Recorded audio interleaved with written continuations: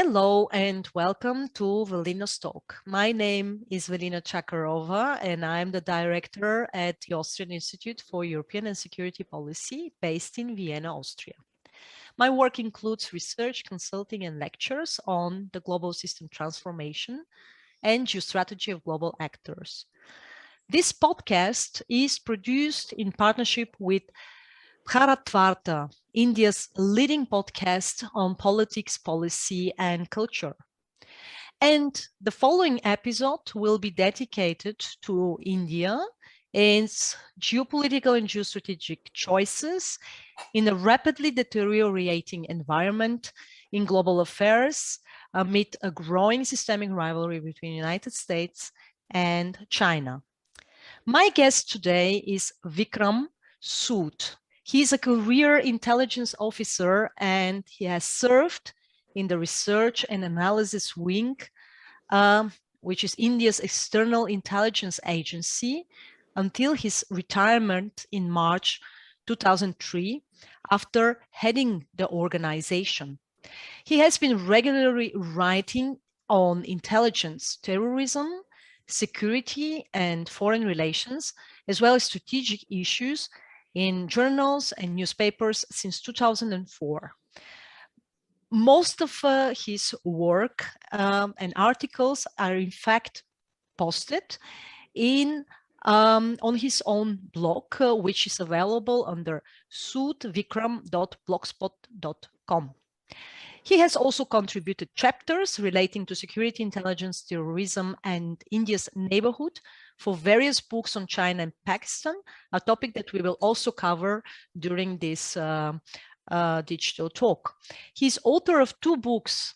One is called The Unending Game, a former research and analysis wing chief's insights into his espionage, which was published in 2018.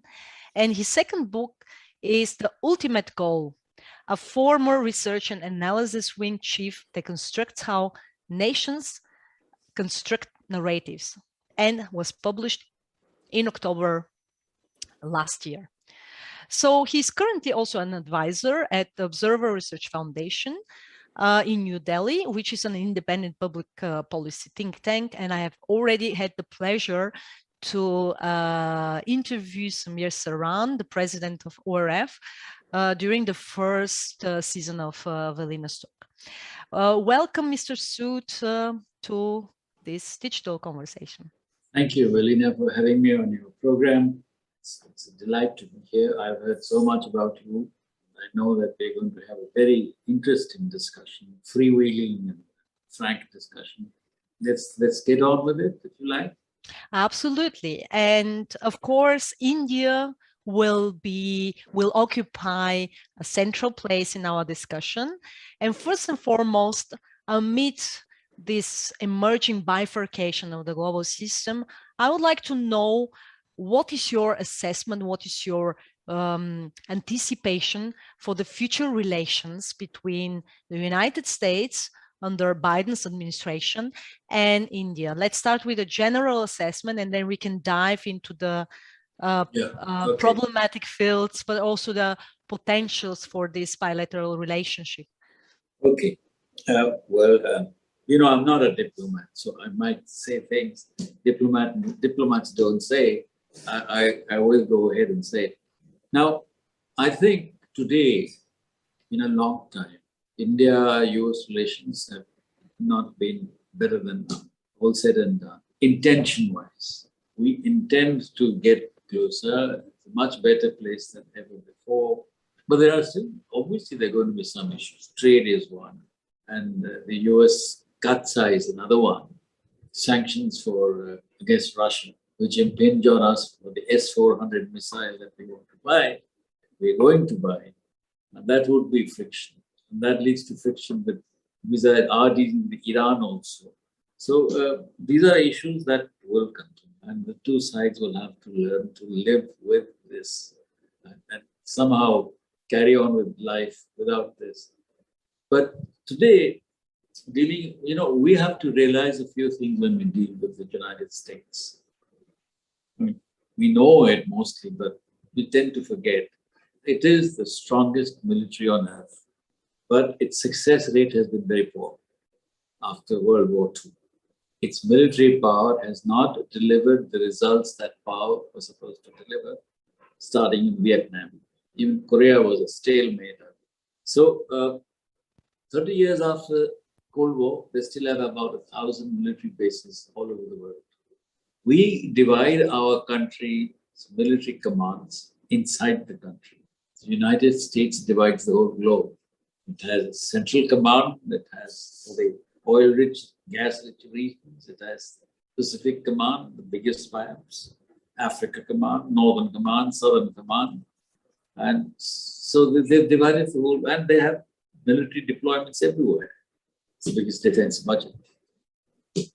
Its intelligence budget is twice the budget of our defense forces, the entire defense force. So you see the difference. It has no land boundary threat. We have two. Both are nuclear armed and both are inimical to us. Want us dead, literally. The United States has two peaceful seas, both sides, so wide that there cannot be an immediate threat to the mainland without the United States knowing about it, theoretically. But we have the Indian Ocean region where China is showing special interest, and it's not just showing interest in the seas, it is showing interest in our neighborhood or our neighborhood. So when India and US sit down to talk, one country is talking from a position of comfort, great comfort, I should think. We are talking to them from a position where we are hemmed in. We have two land borders like this. One will intrude militarily if he wants, the other will send terrorists. So our development process, the process for socio-economic development, gets hampered when you have two standing armies, the entire standing army deployed on two borders all the time. Which country does that today? So we are the ones. We are in that cauldron where everything is maybe happening. So unfortunately, as being the largest democracy in terms of numbers, the country that has done innumerable elections peacefully, and at least the changeover is orderly these days. We do have a little bit of violence preceding them these days, but the changeover is by the constitution. We have managed this despite all the problems, all the differences that we've had. Then outside pressures, we have kept that going, and we have no intention of changing that. But there's no democracy bonus for us. Instead, we always found that this fellow next door got benefits. We got human rights violation attacks. In the 1990s, I remember where I was dealing with this issue. We were pressured by the West, led by the United States, about human rights violations in Kashmir, but no pressure on Pakistan to control terrorism. We remember that. We remember 1971, when Nixon supported Pakistan, even asked Kissinger to hint to the Chinese that if they attacked India, they wouldn't mind. So that was the level of relationship then. We've come a long, long way from that. And I think we're going to move forward. We're more confident now, more self-confident, able to deliver. Our systems are improving. Our economy is going to boom. We're quite sure about it. COVID was a setback, because it was a setback globally. So we'll recover from it fast. I think we're already on the way up. If you go by our stock market indexes, if you go by our GDP projections by IMF, so we're doing pretty well now. We want to be good, strong economic power. We have no interest in anything else. We have no territorial ambitions. We shouldn't actually be saying it, but that is the truth. We don't want it. We know it is not easy to deal with occupied territories. Now, when it comes to US-India, on the one side, we get the Pakistan factor, on the other side, we get the China factor. The Americans, we feel, are now restricted in their ability to take on China. And I doubt if anything big will happen over Taiwan, unless the Chinese dictate. And if Xi Jinping decides in his mind that this is the time to grab, what are the Americans going to do? They're going to launch missiles. So that is that problem with India, USA, China. That is a rivalry at a much higher level. Ours is a cooperation at a lower level. The third factor is China-India itself. How does that work out? The Chinese will not move back. It's a loss of face every time. I think they will use Pakistan as the surrogate for it. We see those signs now. Little indications that we have had terror attacks, personalized individual terror attacks on teachers, doctors, outsiders, single individuals, civilians being killed. Not a bomb explosion, not a terror attack of that kind. The Chinese have been putting pressure on us all across the boundary. Sometimes in Ladakh, sometimes in the central area, sometimes in the northeast. So we got a problem of having to deal with this same time. This can escalate. Although just now I don't see that happening. People are saying, oh, the Taliban are doing this in India. No, it's not. Taliban can't do it for the simple reason that Taliban speak Pashto or Dari. Kashmiris don't speak either of those languages. They won't get any, they won't be able to deliver anything. If they're genuine Taliban recruits, if they're Pakistanis masquerading as Taliban, which is quite possible, then it's different. No, this is quite a good starter, but I have some additional questions that now emerge out of these talking points. The first is, of course, you addressed some problematic issues from the past in the bilateral relations between the United States and India.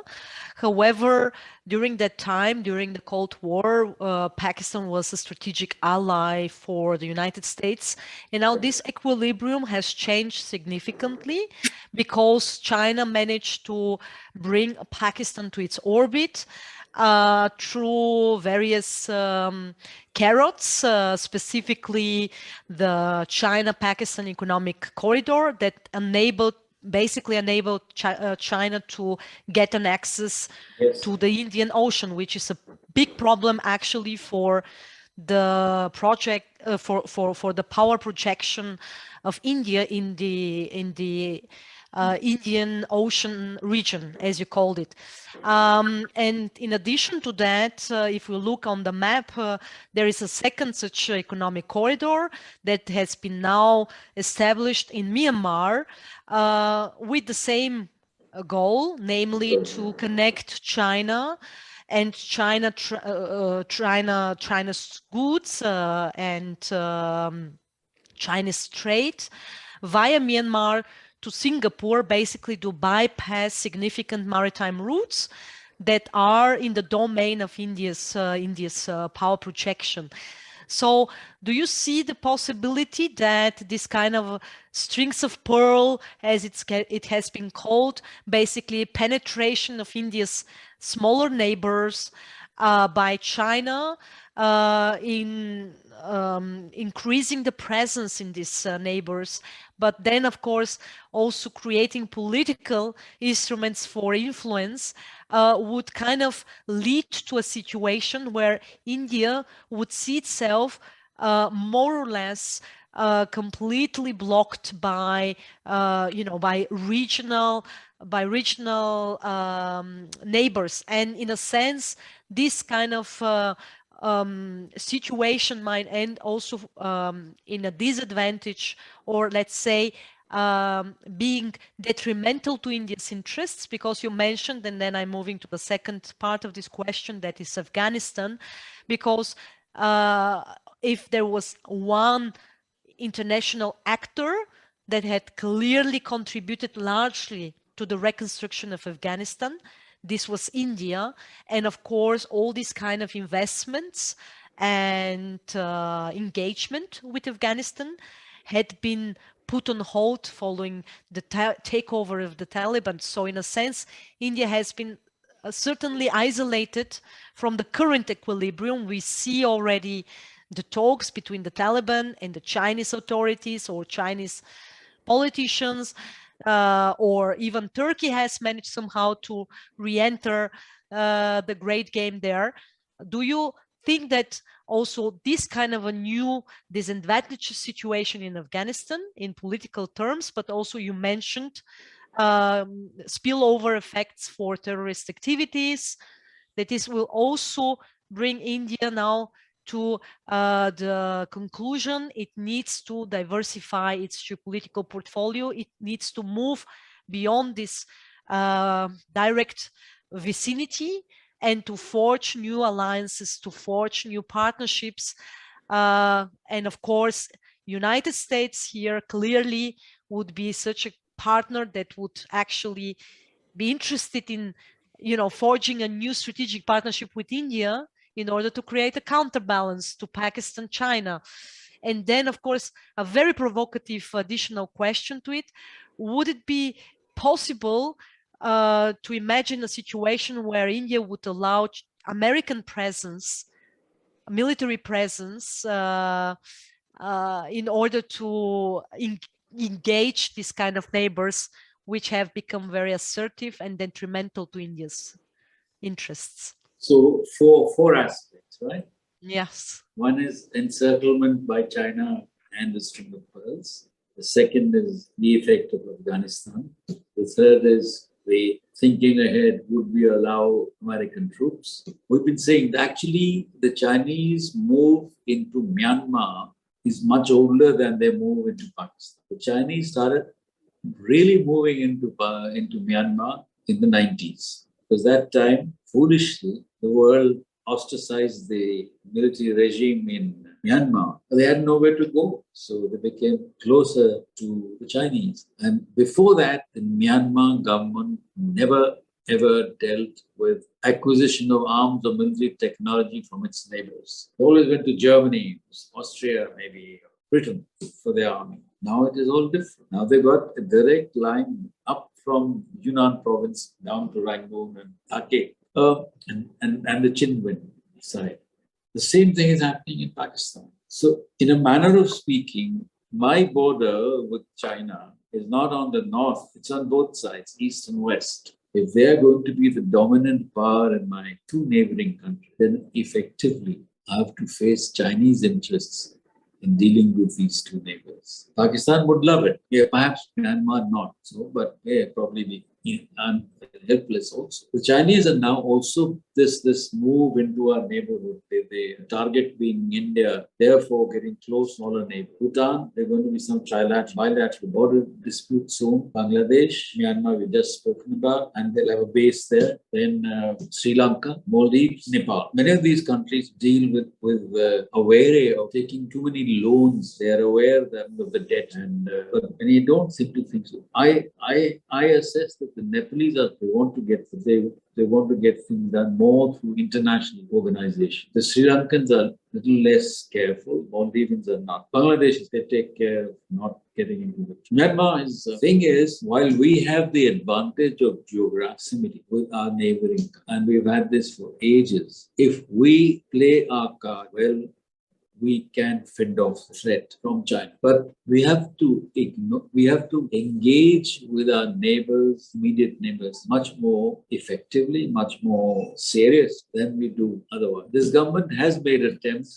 There is some movement, but not fast enough yet. Many a time, these things get stymied because of their internal political compulsion. Nepalese communists versus Nepalese Congress, pro-Chinese communists versus the non-pro-Chinese communists. So they have these problems there. That's why the Indian issue gets thrown back. We can't help our size. We can't help the size of our population. We can't help the size of our economy. We can't help the size of our army. We are the biggest here. We're not going to reduce that for anybody else. So we have to adjust dealing with the smaller neighbor. The smaller neighbor shouldn't feel that, like the Nepalese, don't feel that they look north, they find this bear looking at them, panda looking at them, look south, you find the elephant staring at them. They feel hemmed in. We have no imperial ambition. Perhaps if we did, might have been better, but we don't have. So that's how it is going to be. We will, I think, ultimately, when the Chinese get into deep waters, we will get our chance. I think that will happen also. Afghanistan, I think nothing scared everybody more for the departure manner it Here was a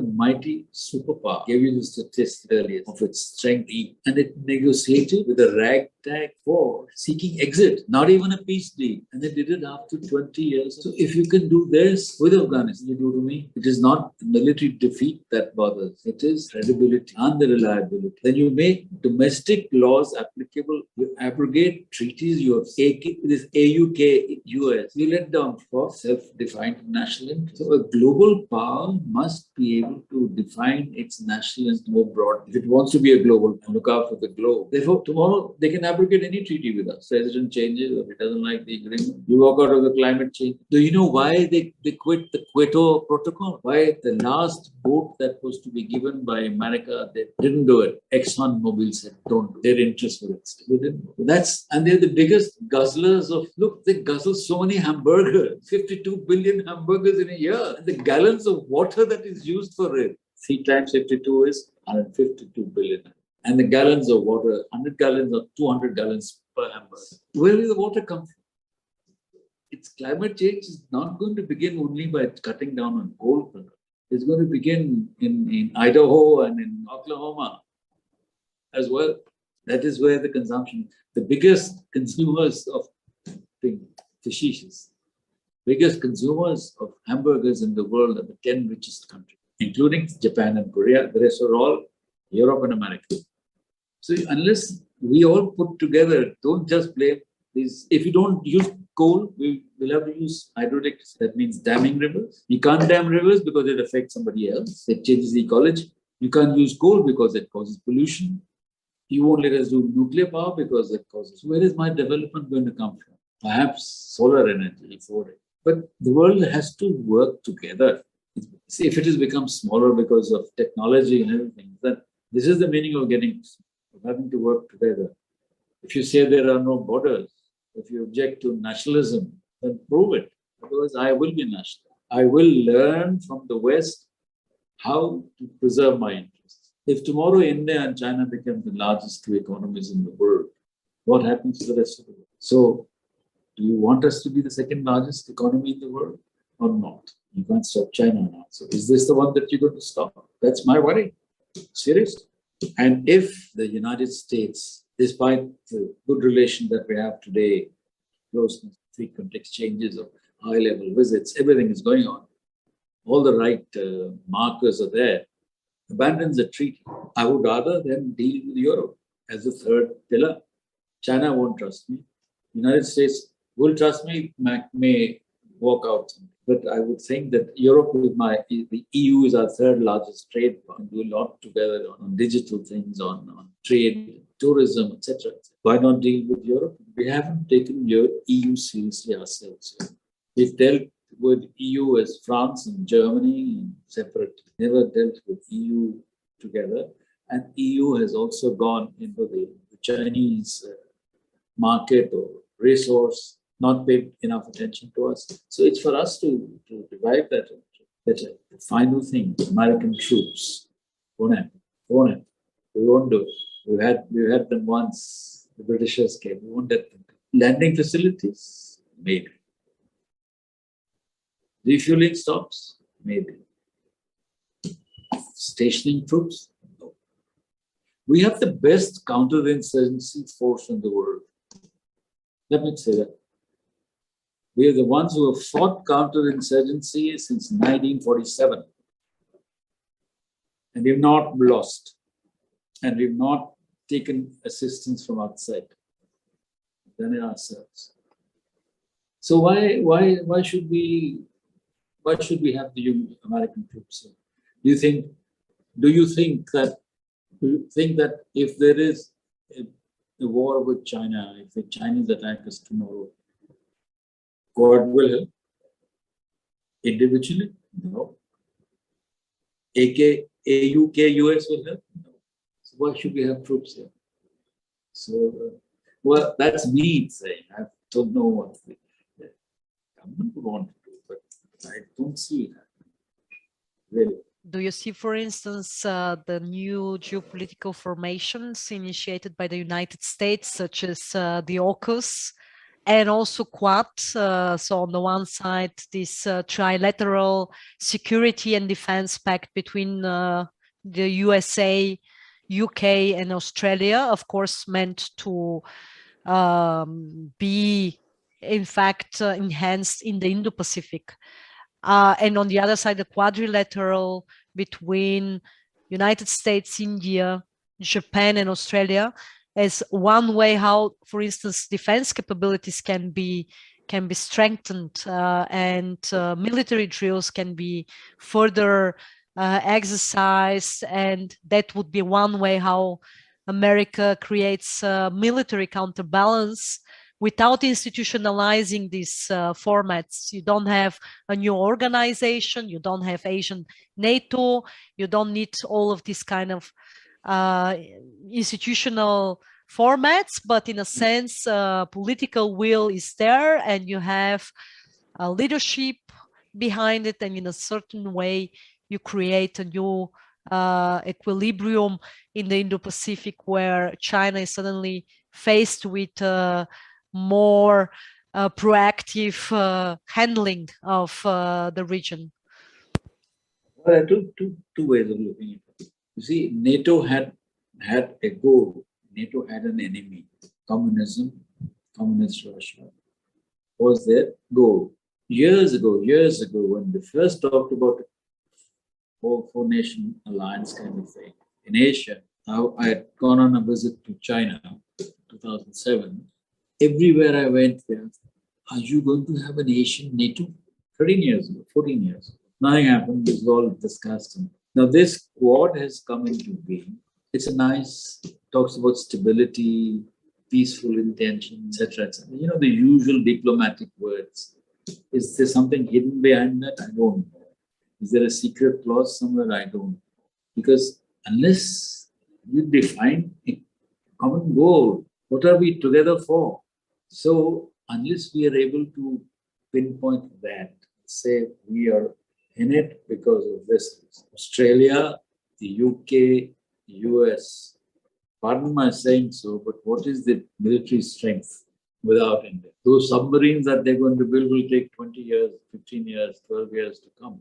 Till then, are the Chinese going to wait for you? The Chinese are vicious. Xi Jinping wants something done by 2022. Before his third term, they say there are differences within leadership, and if you don't like him at all, then would like him to go, and he's ambitious. His campaign against corruption, against generals is rebounding on him. I don't know the real truth because hard intelligence nowadays. But something is missing in China. This anxiety to produce results, anxiety to get on with it. There is a chance that because the only way we can manage it, you know. And this business of now trying to re-engage with Taliban, just don't understand. If you 20 years against this fellow, we know what he is. He's going around hanging people. He's stifled freedoms. He stifled the women. You want to deal with him and give him aid. For what? This is what the Pakistanis wanted. That we first. The United States lost in Afghanistan because of Pakistan. It's dual policy. Taliban won in Afghanistan because of Pakistan. So if you know, most of us knew in October 2001 when they decided that they would take on Pakistan as a major non-NATO ally, we knew that the United States is going to lose. They didn't know when or how. They're not going to win. No one believed us. No one said this could happen. You've spoken about the two major regional problems India is simultaneously facing. On the one side, of course, Pakistan, and on the other side now China, which is also amassing troops along the line of actual control. They have already deployed allegedly the S-400, which they've already received. India is awaiting its S-400. In a sense, we see once again Russia is going to witness a kind of a very problematic situation on the one side with its traditional friend and partner India. On the other side, the dragon bear, this kind of increased systemic coordination with China to basically tackle the US problem, the US influence in global affairs. So do you see a situation where India might engage in a kind of a normalization of relations with Pakistan in order to reduce the number of potential and real problems, geopolitical problems it is having? So in a sense, to focus on the increasing number of tensions coming from China, you will need a kind of a normalization of relations with Pakistan, because you cannot tackle simultaneously both issues, both neighbors. Do you see that this is a realistic way of looking at the relations in the future, or you don't see any kind of window of opportunity? And a second question, unrelated to this one, is because you've already outlined some of the problems regarding China. What is your assessment about Xi Jinping's leadership? What comes next post-COVID? What is your anticipation for his leadership? Will he survive actually politically what's going on the ground in China? Does he have enough cards to do so, or do you think that he might engage in a kind of a foreign adventure? I am inclined to think of other authoritarian powers that did so in the past, without naming names, in order to politically survive. Your last question first. Dictators, when in trouble, normally go in for foreign adventures. And the foreign adventure Xi Jinping might want to try is either Taiwan or India. Taiwan, if their assessment is that that would bring a massive American response, they'll probably not do it. So it depends on their assessment of American intentions. The alternative is India, where they could try a two-pronged attack. Pakistan does the terror bit, they do the military bit. So we have a two-front war. The thing is, if you start a war like that, do you have the means to control it? So their lines will also get extended beyond a point. The Indian army of today, the Indian armed forces of today are different from 7 or 71 or whatever. So it's not easy for either of them to take this role. But raising temperature, creating a scare, possible. But it would be rather foolish to try anything bigger. It's not a cakewalk. And should he lose in this gamble, then it's kaput, not. So he has to be a high gambler to try either of these two. Okay, and the other one, the possibility of our talking to Pakistan, coming to a deal with Pakistan. I know it's a difficult choice that governments people have to make, but we see no joy in Pakistan ever changing its stance. And here the Prime Minister of the country goes to the United Nations, wants to address a central world body. All he can talk is Kashmir, and no vision, nothing at all. See, they have made Kashmir and India as the anchors on which their country depends. If you remove that enmity, then they're gone.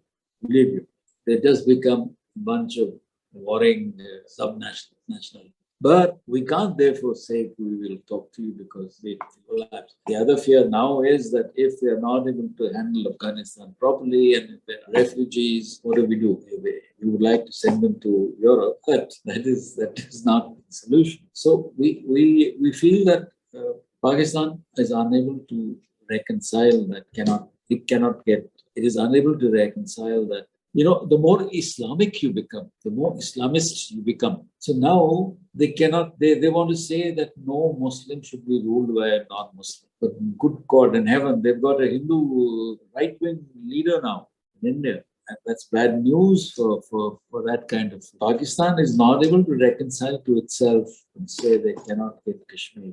Let's forget it and deal with India as a normal. Then we can find some hope. But if we don't, I don't think we should be making any fuss. I must have a declaration of intent and evidence of that you have given up this attitude. You don't have to be my best friend living next door. Neighbors are not necessarily the best of friends, but you can have a moment, modus vivendi, staying together, living together. You have common problem. You can have trade. You can have tourism. You can have business relations. You can still be independent. You don't want yours to be mine. But to say, no, I want your country and I want this part and I want that part. Whose people are? Years ago, India Gujarat, one of our prime ministers, was asked a question by a Pakistani journalist about the solution to Kashmir. So Gujarat told him, that has been solved. He said, how? He said, because you can't take it from us and we won't give it to you. So go figure it out. It is not a problem of our creation. Kashmir is, we have a document which says that the accession was to India. They are the invaders. They are the ones who are occupying my land, and no one has asked them to leave because it suited global interests at that time. Like that. During the Cold War, many adjustments were made. This was one of them. So this is a problem that's going to live with us unless Pakistan changes its mind. We are not, and maybe it has slowed us down our economy. Maybe we would have done a little better than this, but we've certainly been pretty good now. We will become a $10 trillion economy. And that's what I tell my friend. I said, don't talk too much about geostrategy and this and that. Just get on with making your country economically strong. Everyone will come to you. Everyone. So have patience. We'll be fine. We'll be a democratic country. We won't be a closed society that's hounds in its millions concentration camp because they have a different religion. We are taught about human rights, but nobody has stopped dealing with China because of this human rights violation. Because it's economically not viable. We will have to. That's the reality of geopolitics, geoeconomics. You have money, you have the present way of looking at it. If you're rich, you get power. If you get power, you get rich. I have an additional question regarding two middle powers, so to say, in the emerging new global order. The one is related to Russia. How will Russia navigate through this complex relationship between China, India and Pakistan? On the one side, we are observing, like I said, a systemic coordination in various socioeconomic domains between Beijing and Moscow. The trade volume has increased significantly.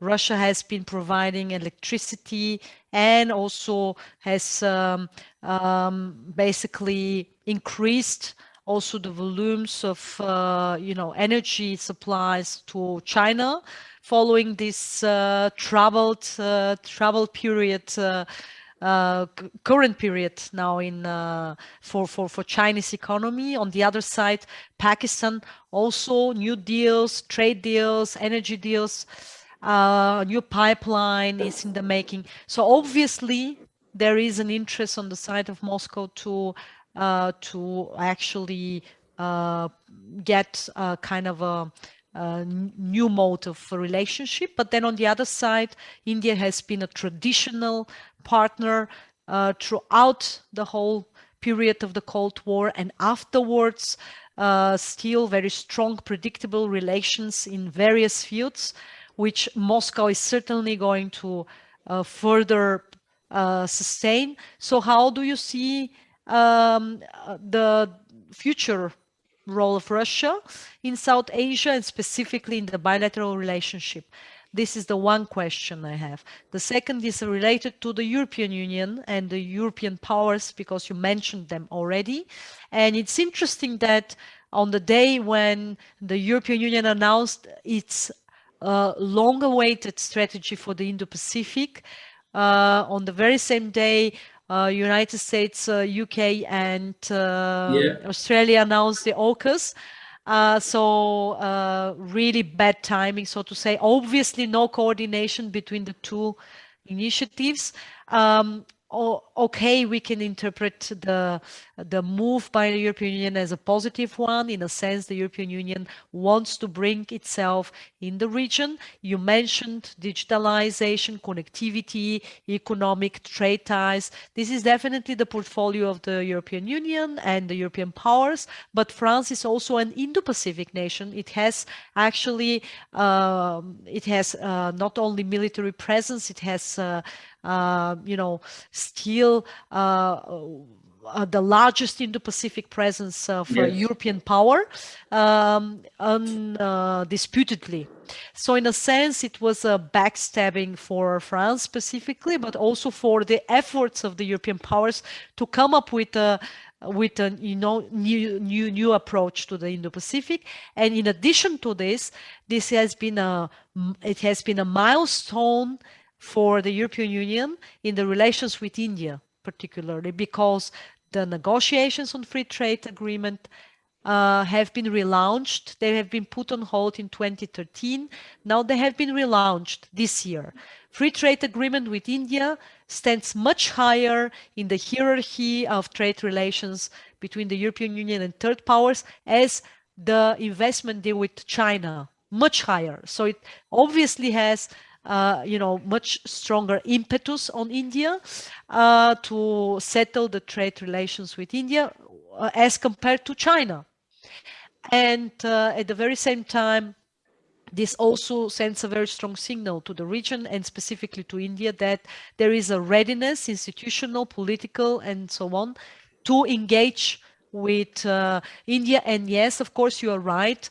If you become strong economically, then other powers are coming to you. So I think that this is exactly the shift right now in the thinking. On the one side, because of the problematic relations with China, but on the other side, because India is en route to becoming such major geoeconomic power that it's about time to do something. So do you think that the European Union needs to become a security actor in order to be perceived as a significant partner for India and for the Indo-Pacific nations? I see also a major problem in the fact that the strategy for the Indo-Pacific, the European strategy, actually does not recognize United States as an Indo-Pacific nation. So in a sense, it actually excludes the United States from the Indo-Pacific region. But then again, just yesterday, we observed that the United States and the European Union came together to discuss cooperation on the Indo-Pacific. So a kind of a dichotomy. I sense a kind of a dichotomy in the whole thing. I sense a kind of a fragmentation in the Western approach to India and to the Indo-Pacific. So I would like to know what is your assessment? What is your assessment and anticipation for this whole, myriad of initiatives and Russia. development? Let's start with Russia, China, India, US, neighborhood. The whole thing started shifting when we started shifting our relationship with United States, with the nuclear deal.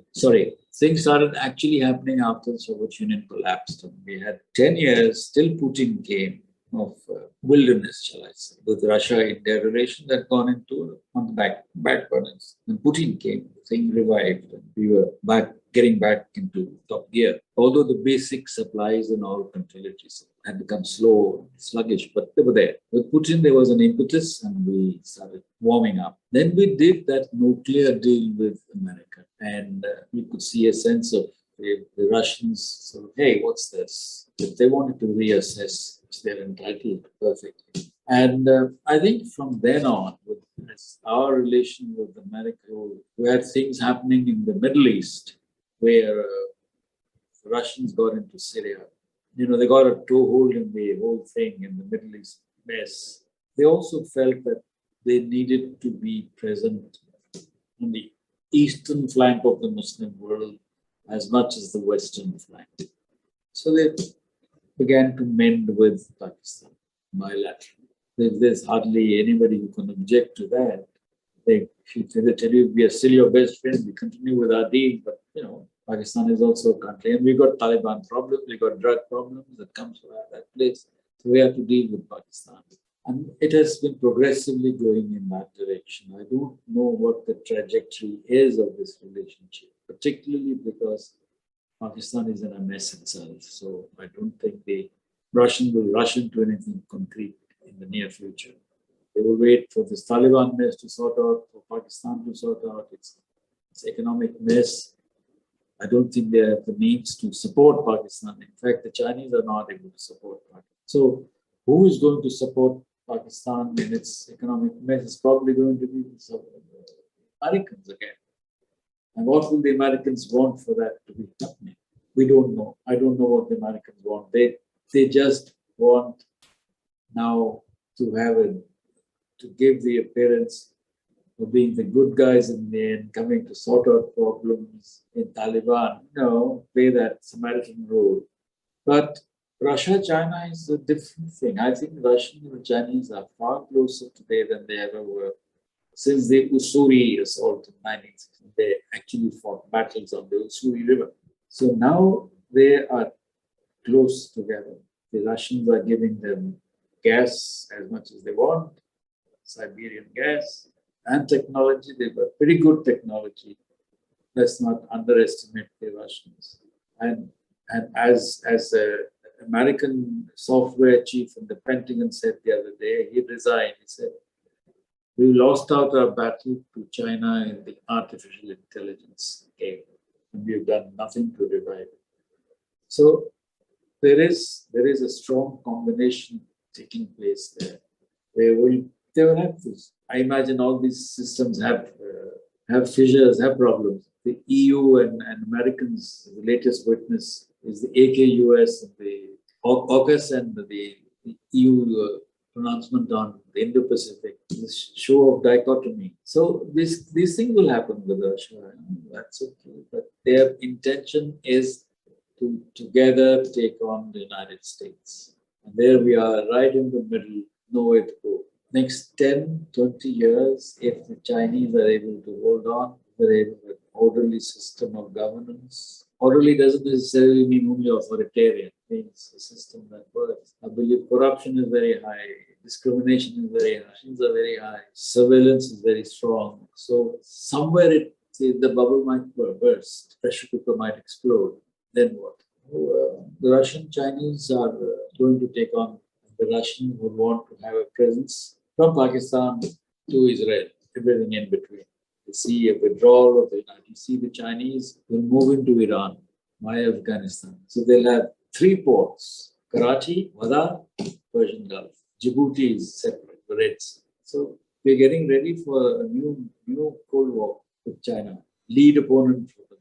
At the end of this conversation, I would like to thank you, Mr. Vikram Sood, for your excellent insights on India, its geopolitical and geostrategic choices in this rapidly deteriorating environment, and specifically when it comes to the future relationship with the United States, with China, Pakistan, Russia, and the European Union. Thank you very much. Thank you for having me on your show. It was a great pleasure for me. Thank you. Thank you for tuning in to this episode of the Bharatvaarta podcast. If you want to see more content like this, then don't forget to subscribe to our channel. We started Bharatvaarta to facilitate long-form discussions on politics, policy, and culture. We don't necessarily endorse anything that was said in this episode. If you wish to offer us feedback, do reach out to us on social media. We are at Bharatvaarta on Facebook, Twitter, and Instagram. You could also get in touch with us on our website, www.bharatvaarta.in. The links are in the description below. Until next time, stay safe, take care, and Jai Hind.